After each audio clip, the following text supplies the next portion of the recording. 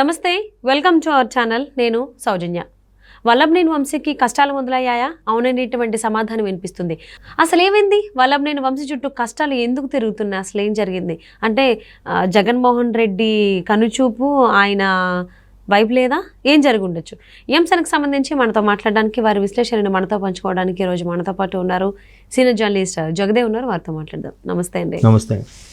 వల్లభనేని వంశీకి కష్టాలు మొదలయ్యాయి, ఆయన చుట్టూ కష్టాలే తిరుగుతున్నాయి అన్నట్టు వార్తలు వస్తూ ఉన్నాయి. అవునటువంటి సమాధానమే వినిపిస్తుంది దానికి సంబంధించి.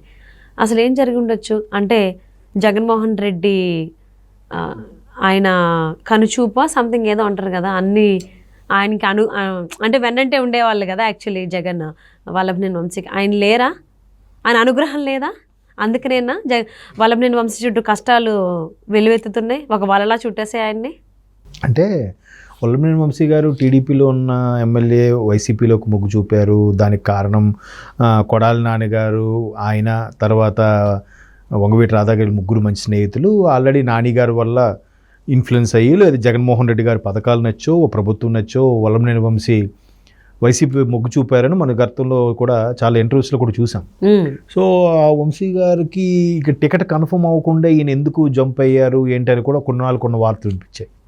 అసలు ఫస్ట్ జగన్మోహన్ రెడ్డి గారు 2019 ఎలక్షన్స్ ముందు కూడా క్యాన్వాసింగ్కి వెళ్ళేటప్పుడు అనుకోకుండా ఆయన నియోజకవర్గంకి వెళ్ళినప్పుడు ఆయన అక్కడ కనపడము, ఆయన్ని ఆలింగనం చేసుకోవడం, దానికి వల్లభనేని వంశీ గారు లేదు, ఆయన మా నియోజకవర్గంకి వచ్చారు, కనబడ్డారు, జస్ట్ కౌలించుకోవడం జరిగింది ఆత్మీయంగా, అంతేగాని అటువంటిది ఏం లేదని నేను చెప్పడం చాలా జరిగాయి. టీడీపీకి ఎక్స్ప్లెనేషన్ ఇవ్వడం కూడా కొన్ని జరిగాయి. సో అవన్నీ కలిపితే మొత్తానికి ఈయన వైసీపీ మొగ్గు చూపారు. సో ఈయన వెళ్ళిపోయినదే కాకుండా వంగవీటి రాధా కూడా వస్తారనుకుంటే ఒక 1 month బ్యాక్ వంగవీటి రాధా ఏమన్నారంటే, నేనే ఎక్కడికి రావట్లేదు, నేను టీడీపీలోనే ఉంటాను, ఆత్మ పరిశీలన చేసుకోవాలన్నా, ఆత్మ సంతృప్తి ఉండాలన్నా టీడీపీలో ఉంటేనే ఉంటుంది అన్నట్టుగా ఒక స్టేట్మెంట్ ఇచ్చాడు ఆయన. ఇవ్వడంతో ఒక్కసారిగా అరే నేనే డేర్ చేసి ఇటు వచ్చేసానా, లేదా అంట్లో ఉండాల్సిందా అని డైలమాలో పడ్డాడు అన్నట్టుగా ఆయన అనుచరులు కొంతమంది మాట్లాడుకున్నారు. ఇదిలా ఉంటే ఈయనకి ఇంకా పార్టీ టికెట్ కన్ఫర్మ్ అవ్వలేదు, ఎక్కడి నుంచి పోటీ చేయాల్సి ఉంటుంది, ఎందుకంటే వైసీపీలో అంత షఫ్లింగ్ నడుస్తుంది ప్రస్తుతానికి.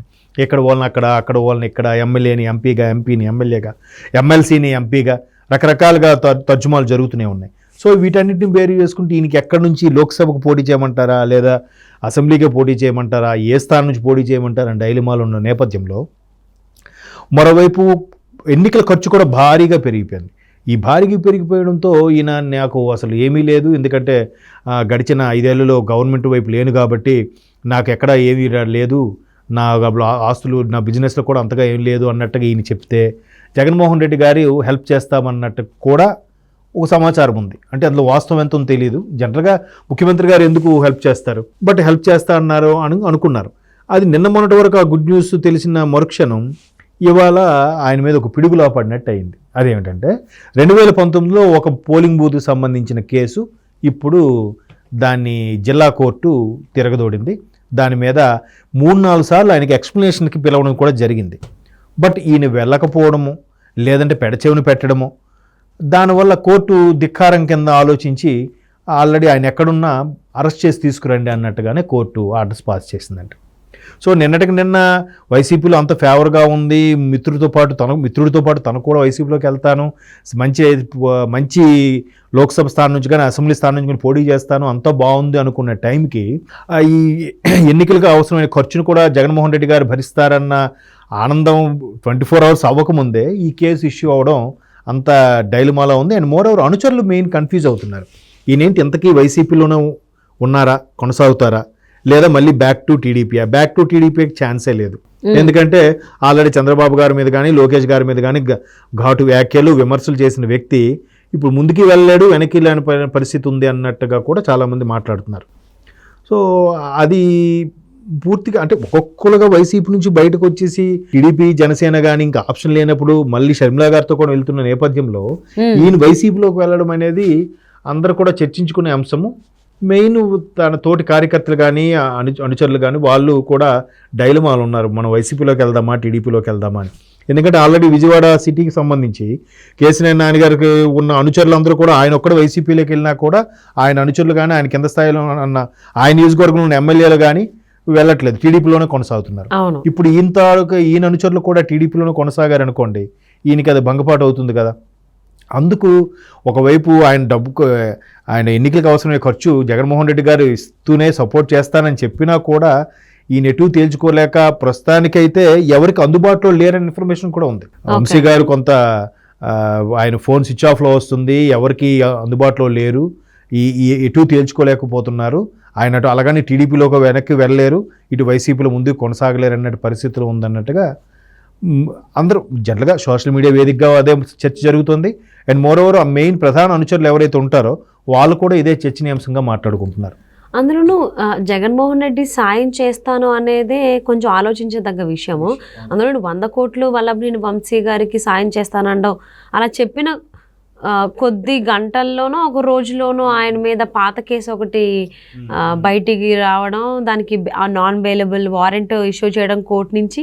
అంటే ఇది ఏ విధంగా అంటారు, సాయం చేయలేక అసలు సాయం చేయకుండా ఉండడానికి ఒక సిచ్యువేషన్ కల్పించుకున్నారేమో అన్నట్టుగా కూడా వార్తలు వినిపిస్తూ ఉన్నాయి. మేబీ అంటే ఈ రాజకీయాల్లో ఏదైనా సాధ్యమే కదండి. ఇప్పుడు ఈ వార్త విన్నది ఏంటంటే ఈయన సాయం చేస్తానంటూనే వెనక నుంచి పిడుగులుగా పడింది, అసలు ఇన్ని రోజులుగా లేని కేసు ఇప్పుడు మరలా తిరగదోడారు ఎందుకు, ఈయన ఫేవర్గా లేకుండా ఒకసారి మళ్ళీ వెనక్కి టీడీపీలోకి వెళ్తారని వీళ్ళే ప్రభుత్వం వాళ్ళే ఇలా కేసు మళ్ళీ పుటప్ చేయించారా, లేదంటే ఇస్తాను సాయం కాబట్టి ఇవ్వలేకపోతే మళ్ళీ ఇబ్బంది అబాస్పాలు అవుతాం కాబట్టి మళ్ళీ కేసు ఈలే బనాయించారనేది ఆ రకంగా కూడా మాట్లాడుకుంటున్నారు. బట్ ఇందులో వాస్తవం ఎంత ఉన్నదో మనకు తెలియదు. కానీ ఈయన ఎక్కడ ఇస్తారు లేరా, ఆల్రెడీ ముఖ్యమంత్రి గారు చెప్పే ఇన్ఫర్మేషన్ ఏంటంటే జగన్మోహన్ రెడ్డి గారు జిల్లాకు ఒకరిని సరైన బిజినెస్ మ్యాన్ని మంచి కాంట్రాక్ట్ని పెట్టి వాళ్ళ ద్వారా మిగతా నియోజకవర్గాలకి అమౌంట్ సప్లై చేయడం కానీ ఎన్నికలకి ఖర్చును భరించే విధంగా కానీ వాళ్ళకు ఒక ప్రాజెక్టో కాంట్రాక్ట్ ఇచ్చే విధంగా ఆల్రెడీ సెట్ చేసి పెట్టారంట.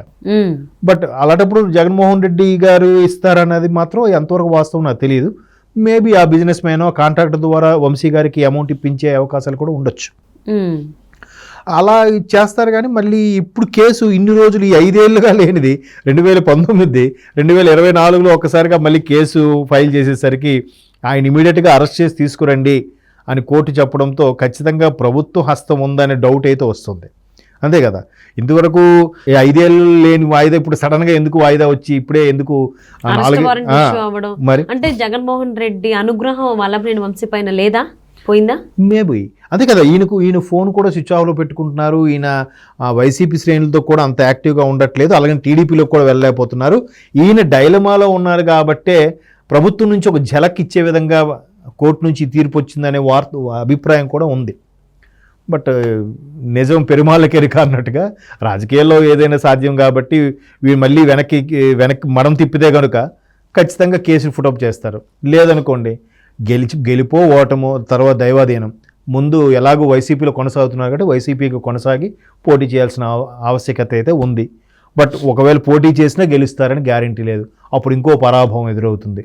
అవును, అయినా వల్లభనేని వంశీ చుట్టూ డబ్బులు తిరుగుతున్నట్లయితే దాంతోపాటు కేసులు కూడా ఇప్పుడు తోడయ్యాయి. సో మేబీ అది జగన్మోహన్ రెడ్డి అనుగ్రహం లేకనా లేకపోతే సిచ్యువేషన్ బాగోకనా ఏంటనేది పాపం ఆయన పరిస్థితి ఏంటో తెలియకుండా ఉంది. గొంతులో వెలగపండు పడ్డట్టుగానే ఒక సామెత ఉంటుంది కదా, అలా అయిపోయింది వల్లభనేని వంశీ పరిస్థితి. సో ఆయన దాని నుంచి ఎలా వస్తాడు బయటకు చూద్దామండి. Thank you so much for spending your valuable time with us, Jagdev గారు.